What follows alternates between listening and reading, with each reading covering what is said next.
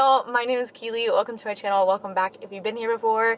Today we are clearly doing a car video. I actually really love when people film car videos. So if you hear my AC or my engine running, that's why. It is currently June in Texas, so there's no way I am filming this without air condition. But my life is pretty hectic right now. I am currently moving between 2 different states, and this week I'm actually going on a road trip to multiple other states.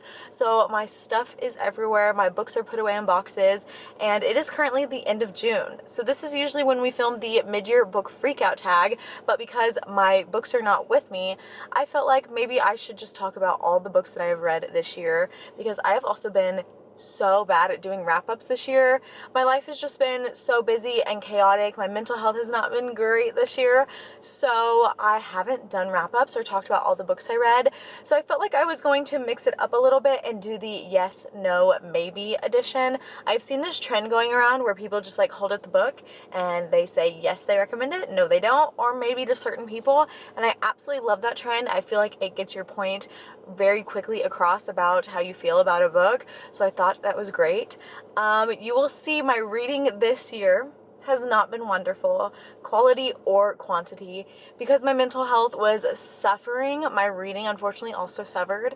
So I still have read a good amount of books. I've read a total of 40 books so far for the first 6 months of the year, which is not bad. It is way behind what I have been reading the past few years, but I am still thankful for the 40 books I read. So let's just go in order I read them, and I will tell you yes, no, or maybe. So starting with January, I read 4 books. The first one was The Boyfriend by Frida McFadden. I'm gonna say yes. I enjoyed this one a lot. I just love Frida McFadden's writing, so I'm gonna say yes. Deity by Jennifer L. Armentrout. This is book 2, I believe, in the Covenant series, and I'm gonna say no for this one.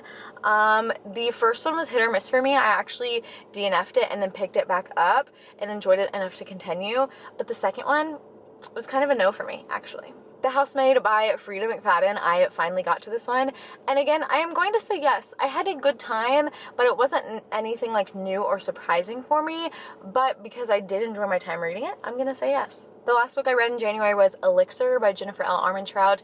This is like a novella within the Covenant series, and again, I'm gonna say no for this one because honestly, I don't even remember reading it. In February, I only read 2 books. 2 books. The first one was The Crash by Frida McFadden. If you couldn't tell at the beginning of the year, I was on a Frida McFadden kick because my reading was suffering so bad. Frida's books were just so quick and easy for me to read, and so I wanted to be able to read books, and I got through hers quickly, so I just kept picking them up.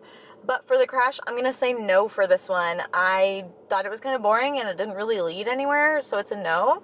And the last book in February was The Eyes Are the Best Part by Monica Kim, and I'm gonna say yes for this one.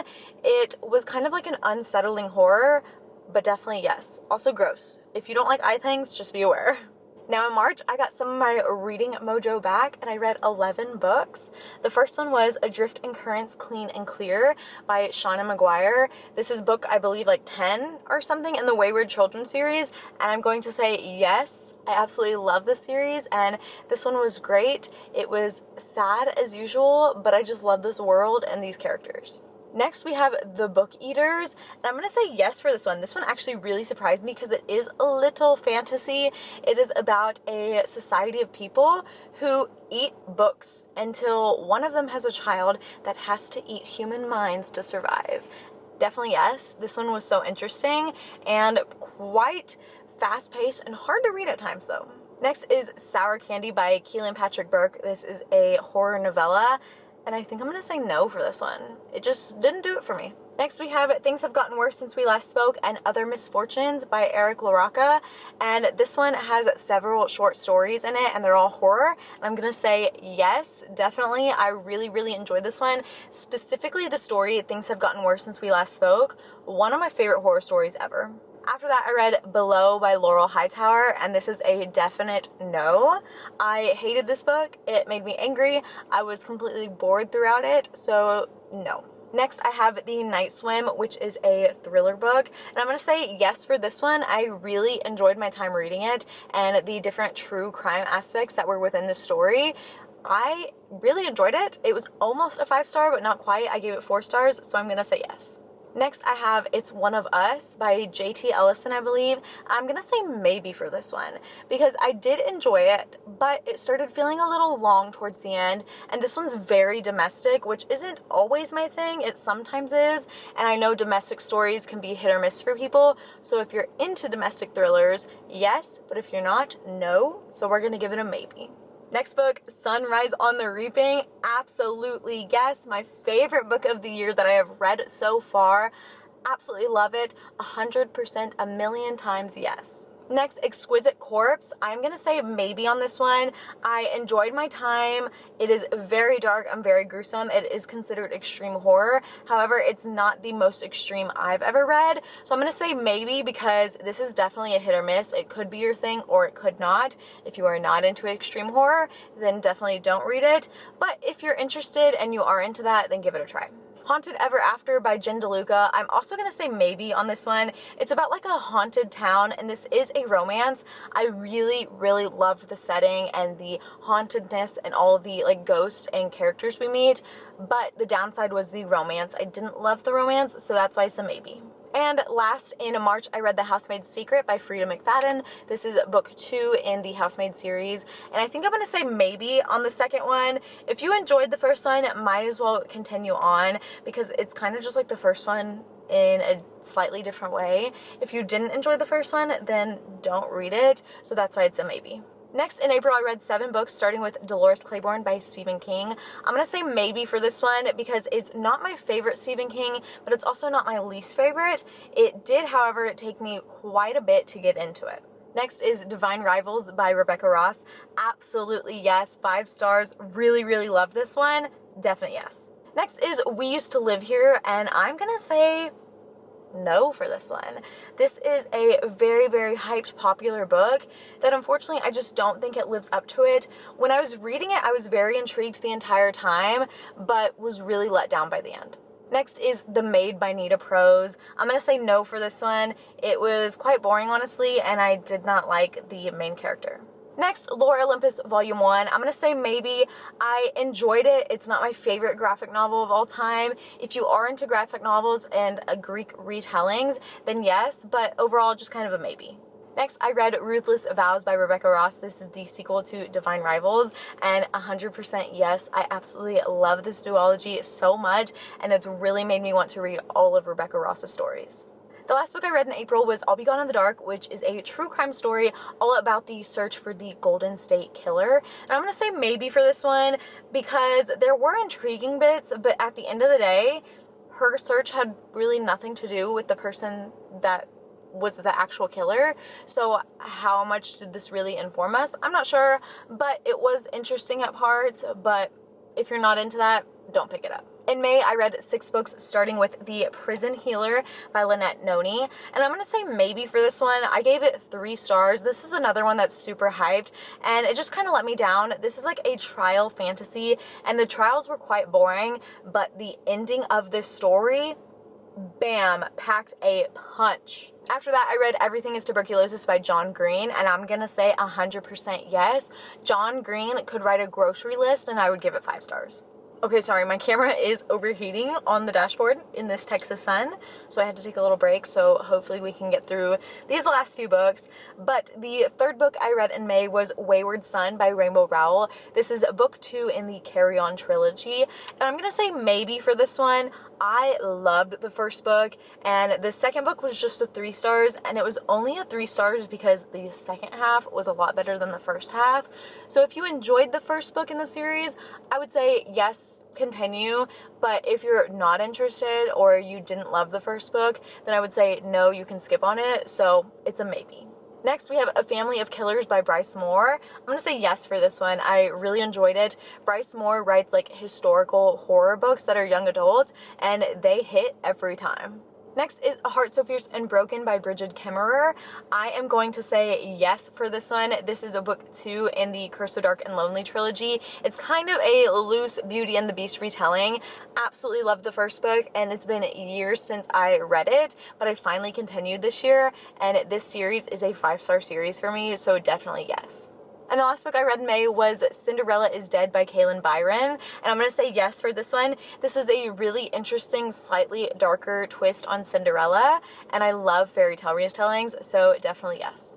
And finally, with June, I read 10 books, starting with A Vow So Bold and Deadly by Bridget Kemmerer. Again, this is the 3rd book in that series, and of course, it's a yes. I already told you this is a 5-star series. Then we have Fallen by Lauren Kate, and I'm gonna give this one a maybe. I gave it 5 stars, so I definitely loved it, but I'm gonna say maybe because it is a OG young adult paranormal romance from the early 2000s, so you have to be a certain kind of mentally ill to love this, and fortunately for me, I am that certain kind of mentally ill where I just never outgrew my early 2000s YA paranormal romance, and so this one just hit so hard for me and absolutely loved it. But if you are more mature and grown up and grew out of that phase, then you're probably not gonna love it. Next, we have The Knife of Never Letting Go by Patrick Ness. This is book 1 in the Chaos Walking trilogy, and definitely yes, absolutely love this one.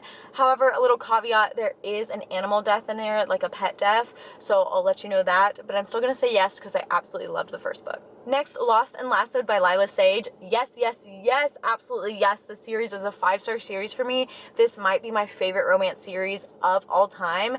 I'm actually gonna take away that might. It is my favorite romance series of all time. Definitely yes. Next, we have With a Vengeance by Riley Sager. Riley Sager is my favorite author, and I'm gonna say maybe for this one. It is my least favorite book of his, so do with that what you will.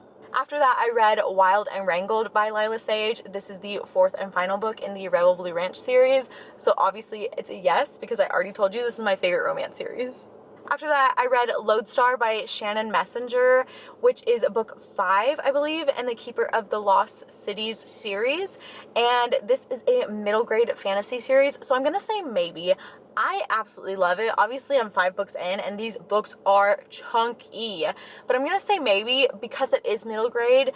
You might not like that. I love middle grade, so it's a yes for me, but I'm gonna say maybe because some people don't want to read that. Next, I have Letters to the Purple Satin Killer. This is an epistolary novel all about letters that are written to a serial killer in prison. So we never get the point of view of the killer. We just get the point of view of everyone writing him letters. So I'm gonna say maybe for this one because this is definitely my thing, but I can see why it wouldn't be people's things because it does get kind of dark and gruesome. Okay, sorry if the lighting is getting a little weird. There's like a storm coming in, so the sun is shifting and everything, but we have 2 books left. Next, we have It Sounds Like Love by Ashley Poston, and she is my favorite author of all time. I love Ashley so much. She has done so much for me, but unfortunately, I'm gonna say maybe for this one because it is, once again, my least favorite book of hers, but you might like it, and I'm never gonna steer anyone away from her books, so maybe. And the last book I have for you is All the Blues in the Sky. This is a middle grade story all about grief, and it is essentially my story. What happens in the main character is what happened to me, and so it hits me extra hard. So I'm gonna say maybe because it is, once again, middle grade, and some people don't want to read middle grade. It is also a grief story, and some people can't read that. I am in the journey with my grief where I love reading grief stories, and this one in particular, like I said, the journey the main character went through is the journey I went through at the same age. So I'm gonna say maybe for this because it hit me, but it might not hit you the same way. Okay, those are all 40 books that I have read so far this year in the yes, no, maybe section. Let me know if you have read any of these and what you think of them, yes, no, or maybe. But that is it for this video. Thank you so much for watching. If you've made it this far, go ahead and leave the cowboy emoji because Lila Sage. But that is it. Thank you so much for watching. As always, all my social media links will be down below, and I will see you next time. Bye!